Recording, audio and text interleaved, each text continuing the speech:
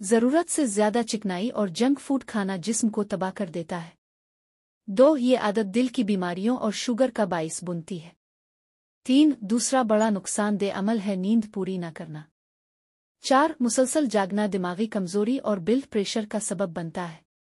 5 نیند کی کمی انسان کی یادداشت کو بھی کمزور کر دیتی ہے۔ 6 تیسری عادت ہے کھیل کود اور واک سے غفلت برتنا۔ 7 جسمانی حرکت نہ ہونے سے موٹاپا تیزی سے بڑھتا ہے۔ 8 موٹاپا مزید درجنوں بیماریوں کو دعوت دیتا ہے۔ 9 اگر یہ 3 عادتیں برقرار رہیں تو صحت کا نظام بگڑ جاتا ہے۔ 10 دل جگر اور گردے سب کمزور پڑ جاتے ہیں۔ 11 نوجوانی میں ہی بوڑھا پن چھا جاتا ہے۔ 12 چھوٹی سی کاہلی بڑی بیماری کا روپ دھار لیتی ہے۔